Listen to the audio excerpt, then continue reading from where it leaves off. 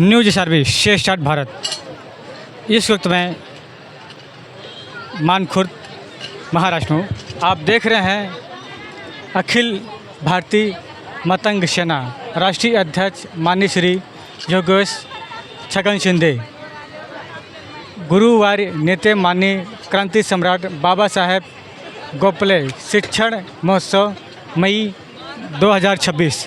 तो आज यहाँ के जो अध्यक्ष हैं योगेश शिंदे जी, आज उनसे चर्चा करते हैं जिस तरह से यहाँ पर उनकी पब्लिक थी, उनके कार्यकर्ता थे, उनके लोग थे। आज उनसे जानना चाहते हैं किस तरह से ये लोगों में आकर्षक कर रहे हैं, लोगों में किस तरह प्रभाव हो रहा है। हम उनसे चलकर बातचीत करते हैं।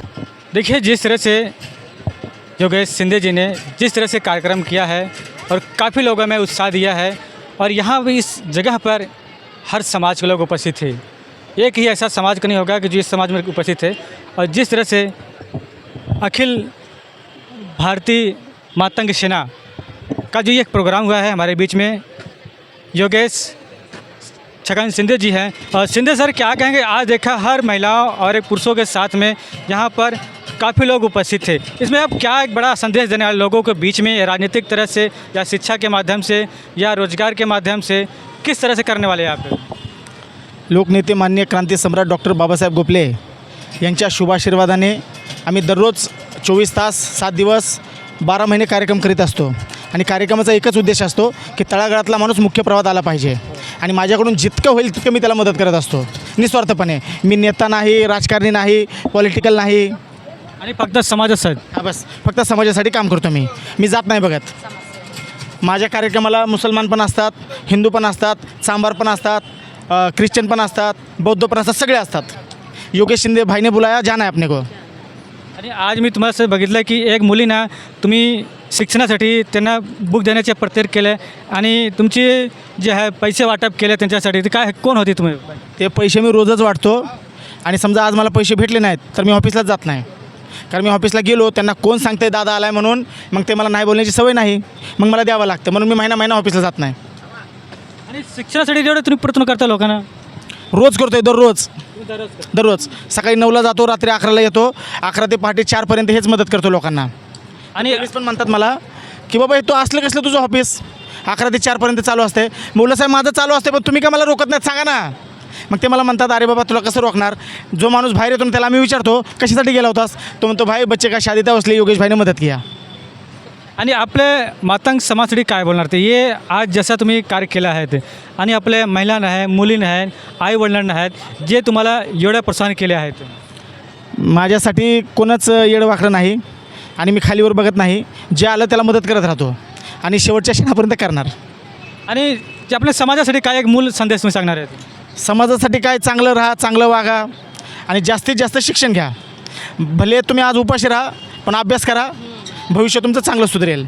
जसे आपले भीमराव बाबासाहेब आंबेडकरांनी संविधानावर भरपूर लोकांना कार्य केले आणि त्यांच्या संगती लोक होते, तुम्ही काय सांगणार ह्या बाबासाहेब आंबेडकरसाठी? भारतरत्न डॉक्टर बाबासाहेब आंबेडकरांसाठी हे सांगेल की मी खरा त्यांचा अनुयायी आहे। कारण त्यांची इच्छा होती की जर तो माणूस त्या खुर्चीवरती बसू शकतोय तर आपण का नाही बसू शकत, म्हणून ती खुर्ची पाहण्यासाठी मी सतत प्रयत्नशील असतो। आणि जे आपल्या तुम्ही मानखुर्दमध्ये तुमच्या हॉलमध्ये भरपूर माणसं होते आणि आपले समर्थक आणि जे तुमचे प्रोत्साहन दिले त्यांना काय सांगणार असेल? त्यांना काय नाही सांगणार, मी जसा राहतोय तसं तुम्ही पण राहा। मी माझ्या कष्टाचे 100 रुपये कमवले की 80 रुपये वाटतोय, तुम्ही 80 नका वाटू, कमीत कमी 10 रुपये तरी वाटा। समाजाचं जाऊ दे, पण जो बाजूला राहतोय तो उपाशी आहे का जेवला आहे का कसा आहे ते तरी बघा कमीत कमी। मग खऱ्या अर्थाने समाज सुधरेल बाबा। नाही तर माझ्याच पोटावर वाढायचं आणि समाज सुधारायची भाषा करायची ते मला नाही आवडत। एसटीच्या गाडीत बसायचं आणि दुष्काळावर चर्चा मला नाही आवडत। आणि आपल्या जे महाराष्ट्रामध्ये राजनीती आहेत, तुम्ही राजनीतीमध्ये काय बोलू शकतात? राजनीतीच्या सगळ्या लोकांना शुभेच्छा आहेत। कारण मी असं सांगेन तुमच्या माध्यमातून की मुख्यमंत्री साहेब, मुंबईचं शांघाय, महाराष्ट्राचं सिंगापूर ते स्वप्न जाऊ द्या, पहिलं रस्त्यावरती लाईट लावा सगळ्या महाराष्ट्रात। आणि जिथं जिथं सगळे गाव आहेत ना, त्या प्रत्येक गावामध्ये पोलीस चौकीची निर्मिती करा। अशी पोलीस चौकी असते गाव इथे आणि 40 किलोमीटरवर पोलीस चौकी, म्हणजे जाता जाता त्याचा मर्डर झाला पाहिजे त्या माणसाचा। जो पोलीस स्टेशनला चालला ना गरीब तक्रार द्यायला, तो अर्ध्यातच खतम झाला पाहिजे। तर मुख्यमंत्री साहेब, हे तुमचं ते थोटाण नाटक बिटक सोडून द्या, पहिले रस्त्यावरती लाईट लावा। मी महाराष्ट्रभर फिरतोय दर आठवड्याला, अजिबात लाईट नसते, फक्त गाडी चालवायची त्या लाईटवरती, गाडीच्या लाईटवरती जायचं, रस्त्यावरती अजिबात लाईट नाहीत। मग तुमचा शांगा आणि फिंगा ते तुम्हालाच राहू द्या. आणि हॉस्पिटलचे उपचार कसे आहेत गावला? मी हॉस्पिटलच्या विरोधात आहे. घराघरात प्युरिफायच्या मशीनी द्या. प्युरिफाय पाणी तुमच्या घरात किती लाखाची मशीन आहे मुख्यमंत्री साहेब? 2-2 कोटीच्या मशीन आहेत. कमीत कमी त्यांना 50-50 हजाराच्या तरी मशीनी द्या. हॉस्पिटल म्हणजे अशासाठी खोलता की यांनी आजारी पडून माझंच बिल मोठं केलं पाहिजे. हॉस्पिटलच्या विरोधात आहे मी. आणि शिक्षेला शाळेमध्ये कमी कसं बोलता? बरोबर बोलली. स्वच्छ पाणी असल्यावर कशाला आजारी पडेल माणूस? माझ्या घरात 2 लाखाची मशीन आहे. संजय शिरसाटच्या घरात जी मशीन आहे ना ती माझ्या घरात आहे. कारण त्याने आणि मी एकदाच बुक केली होती. आणि गावाच्या शाळा कशा आहेत? गावाची शाळा अशी करून टाकलेली आहे की ह्या क्षुद्र लोकांनी, ह्या गरीब लोकांनी शिकूच नाही, इतकं महाग करून टाकले शिक्षण. आमच्या नावावरती विद्यापीठ खोलतात आणि त्यांच्या विद्यापीठामध्ये बाहेरचे लोक शिकतात. परप्रांतीय, परदेशातले आमच्या लोकांना शिक्षण मिळत नाही. कारण असं करून टाकले की ह्या मांगा महारांचा, चामारा ढोरांचा आणि आठरपगड जातीचा फक्त पाण्या भरण्यातच दिवस गेला पाहिजे. दुसरा त्याच्या डोक्यातच विचार नाही आला पाहिजे. कारण ह्याला जर पाणी दिलं तर हा दुसरा विचार करेल. म्हणून रोज 4 किलोमीटरला पाणी आणायला जातात सगळ्या महिला. महाराष्ट्रातल्या 99% महिला 4-4 किलोमीटर पाणी आणायला जातात. काही गावामध्ये तर 8-8 दिवस पाणी नाही. म्हणजे तिथला सरपंच गडगंज, तिथला आमदार, खासदार, जिल्हा परिषद अध्यक्ष सगळे गडगंज. त्यांच्या घरात 25 तास पाणी आहे. 24 तास ना दिवसाचे, 25 तास पाणी आहे. त्यांच्या बायका, त्यांचे लेकरं दिवसातून 4 वेळा आंघोळ करतात. आणि त्यांचे जे कामगार आहेत त्यांना 8-8 दिवस आंघोळीला पाणी नाही. हो, 8-8 दिवस पाणी नाही साहेब. असं आहे गावाला? प्रत्येक गावाला आहे अख्ख्या देशात. मला वाटलं MP मध्ये सुधारणा होईल. आता मी उज्जैनला जाऊन आलो, तिथं तर अतिशय दलिंद्री परिस्थिती. MP मध्य प्रदेश, उज्जैनला गेलो होतो. अत्यंत बिकट अवस्था तिथली. तर म्हणून तुम्ही माझ्यातर्फे निवेदन द्या मुख्यमंत्री साहेबांना की साहेब, योगेश शिंदे असं म्हणत होते आज उद्या आंदोलन करणार आहेत ते, तुम्ही मारून टाकणार त्यांना. पण एवढं कमीत कमी लाईटी आणि ते चौक्या तरी बांधा, पोलीस चौकी. नुसतंच हे घटना घडली तिथं आम्ही हे पथक पाठवलं, आता एवढ्या तुकड्या पाठवल्या, कशासाठी नाटकं? जर तुम्हाला खरंच महाराष्ट्राचा आदर्श आहे ना तर जिथं घटना घडली ना तिथं ताबडतोब चौकीची निर्मिती करा आणि CCTV लावा. हे काय बोलत नाही कोणच. आणि मुंबई बघा व्हिडिओ छान झाली आहेत. प्रत्येक रस्त्यावर CCTV लावले आहेत. आणि गावाला कसं नाही लावले? रस्त्यावर अजिबात CCTV नाहीत. लाईट नाही आता CCTV काय? रस्त्यावरती अजिबात CCTV नाहीत. रस्त्यावरती कशा CCTV लावलेल्या आहेत? अशी गाडी एकदम 100च्या स्पीडने जाते, काय दिसणार सांगा? अशा CCTV लावा. गल्लीच्या तोंडाला लावा, म्हणजे गल्लीतून जाताना येताना माणूस दिसेल. उगाच नाटकं करू नका. खरंच सुधरवायचं ना देश. शिक्षण पहिलं स्वस्त करा, CCTV लावा आणि रस्त्यावरती, अख्ख्या रस्त्यावरती महाराष्ट्रातल्या लाईट लावा. काय उपकार करू नका दुसरा आमच्यावर. धन्यवाद साहेब. आमचे जे आहेत योगेश शिंदे आहेत आणि देवेंद्र फडणवीस ते मागणी केलेले आहेत की महाराष्ट्रामध्ये जे शिक्षणाचे आहेत आणि शाळेचे आहेत आणि रोडवर आहेत आणि पोलीस चौकी आहेत आणि तत्काळ जे आहेत मागणी केली आहे की आमच्या जे शहरातला जे कमी आहेत ते पूर्ण करा. जिस तरह से हमारे बीच में सिंगर उपस्थित है जो अखिल भारतीय मातंग समाज सेना में यहाँ पर जो सिंगर हैं, खास आकर्षण माननीय सुनील साठे जी है. सुनील साठे जी क्या कहेंगे? जो योगेश छगन शिंदे जी हैं, काफ़ी इन्होंने लंबा प्रोग्राम रखा था, काफ़ी लोगों को ट्रॉफी या सम्मान चिन्ह देकर उनको सम्मान किया, तो उस पर क्या कहेंगे आप? पहले तो योगेश जी का मैं सही दिल से स्वागत करूंगा, क्योंकि आज क्रांति सम्राट बाबा साहब गोखले जिनका जन्मदिन है, जयंती का अवसर है, और इस अवसर पर शिक्षण महोत्सव बच्चों के शिक्षा के खातिर पढ़ने लिखने के लिए जो मदद का जो हाथ उन्होंने बढ़ाया है, इसके लिए मैं उनको धन्यवाद देता हूँ. और आज का दिन अगर क्रांति सम्राट बाबा साहब गोखले ना होते तो हम कल के मातंग आज भी मातंग मांग रहे थे, और मातंग कभी ना होते तो हम मातंग है तो क्रांति सम्राट बाबा साहब गोखले इनकी देन है. और ये जो जयंती का उत्सव है, हर घर में, हर ज़िले में, हर तालुके में, हर जगह जगह यहाँ पे बड़े से बड़ा कार्यक्रम होना चाहिए और उनकी विचारधारा हर घर तक पहुँचनी चाहिए. धन्यवाद. हमारे बीच में और कलाकार हैं. आपका क्या नाम है? मेरा नाम मुक्ता साठे है. मुक्ता साठे, तुम्ही काय बोलणार आहे? एवढ्या प्रमाणात माणसे होते आणि तुम्ही एवढे जे सिंगरमधून कार्य केले आहेत आणि मातंग समाजासाठी तुम्ही एक मोठ्या प्रमाणात आम्ही एक शिक्षणासाठी तुम्ही योगदान दिले आहे सिंगरमध्ये, मी काय सांगणार आज? मी समाजात गाण्याच्या माध्यमातून प्रबोधन करते. महापुरुषांचे विचार समाजापर्यंत पोहोचावे म्हणून माझ्या गीताच्या माध्यमातून व संगीताच्या माध्यमातून मी हे संघर्ष किंवा गीतच नाही तर मी शिक्षणही करते. मी सेकंड इयरला आहे.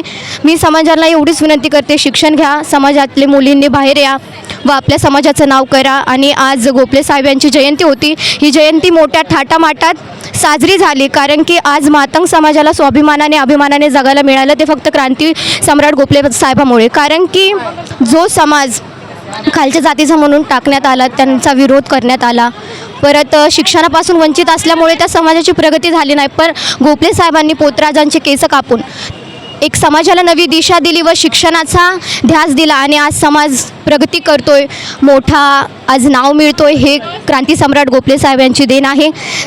जाताना एवढं सांगेल, जय लहुजी, जय भीम, जय शिवराय, जय अण्णा. धन्यवाद. हा बघा ते सेकंड इयरमध्ये आहे पण आणि संगीतमध्ये लोकांना भरपूर उत्साह देता आणि लोकांना एक अच्छा मार्गदर्शन देतो. आमच्यासोबत मातंग समाजचे लोक आहेत आणि महिला आहेत. मॅडम तुम्ही काय सांगणार जे आज मोठ्या प्रमाणात कार्यक्रम केले आणि योगेश शिंदे साहेब प्रत्येक माणसाला ट्रॉफी देऊन आणि सन्मान केले आहे, तुम्ही काय सांगणार आज जी सर?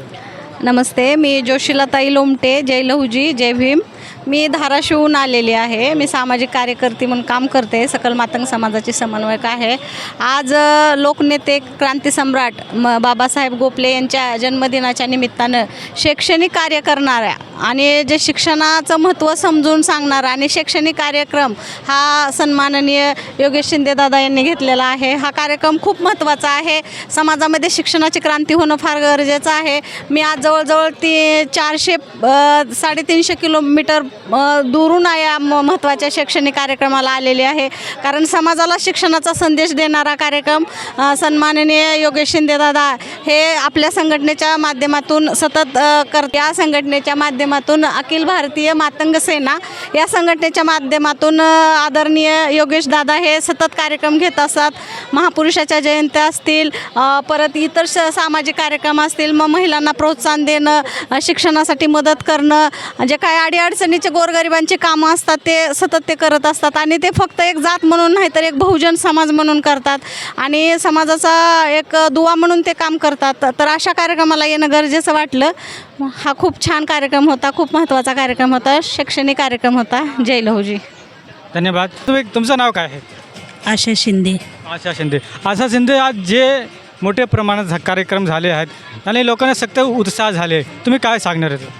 मी एवढंच सांगेल की गोपले साहेबांचा आज जयंती उत्सव माझ्या दादांनी केला आहे.